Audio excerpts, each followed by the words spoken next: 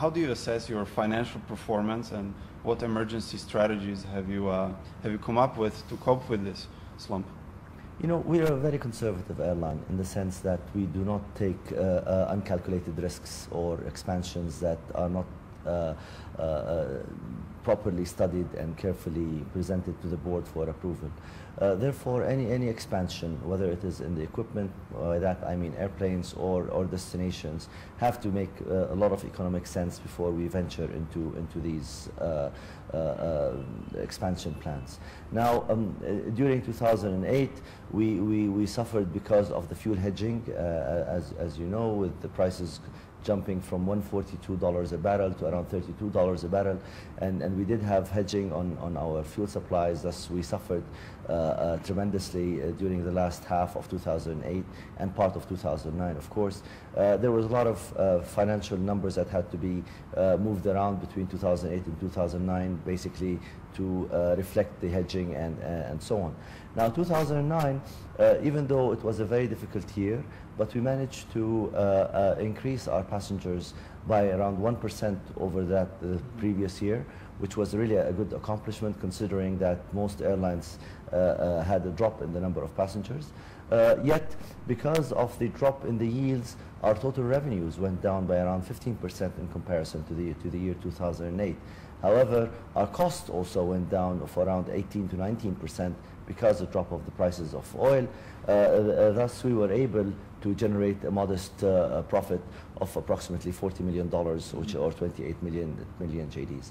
Now, we continuously strive to generate more revenue, as well as work very hard on controlling the cost of the airline. And the major cost we have is, of course, is the fuel charges that we have to pay.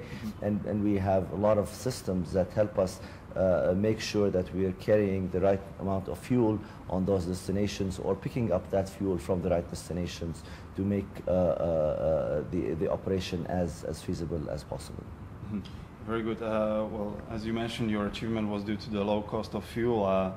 However, with rising costs and also increased competition in the region, what areas of your business will feel the budget cuts for? Therefore, I'm against 100% cutting any cost that is related to the passenger comfort and convenience. On the contrary, we're spending more money on the amenities, we're spending more money on the fuel, on the food and drinks and entertainment systems. We're one of the few airlines that offer video on demand on the narrow-body airplanes that we fly, which is the 320 family. Therefore, we go out of our way to entertain the passenger, to keep them comfortable and feed them well, actually, and sometimes we overfeed them.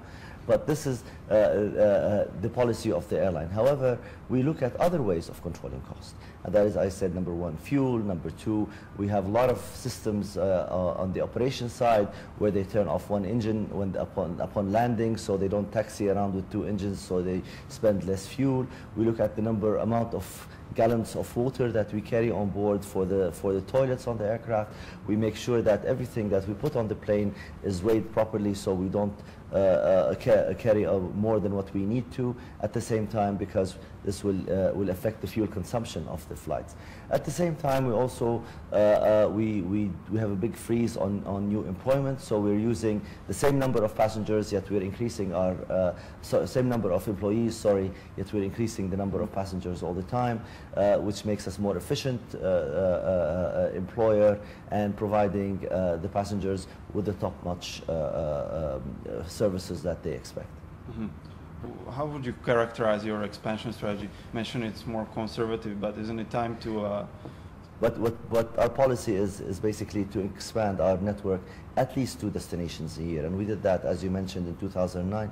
In 2010, we opened 2 more destinations, and that was the Medina in Saudi Arabia, and we reopened our operation to Kuala Lumpur in Malaysia. So we continuously look at new destinations that we feel will add value to the airline and add revenues to the airline. For 2010, we're looking at destinations like Johannesburg, we're looking at Lagos, we're looking at Aswan or Luxor in Egypt. So we continuously look at options that have economic value and good return for the airline. But at the same time, we have to see if we have the right fleet for these destinations. Presently, we're stretched thin. Our operations our fleet is utilized heavily. We would like to open new destinations as soon as possible or increase frequency to the present destinations. Unfortunately, the fleet that we have doesn't allow us anymore because we're using it to the maximum.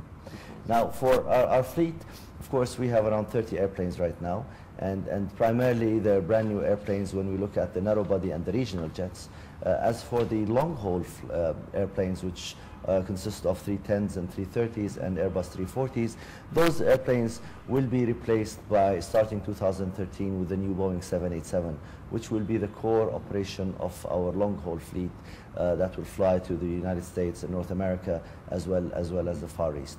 We will start receiving the first Boeing 787 in September 2013, and will continue receiving all 11 of them until the end of 2016, early 2017. Mm-hmm.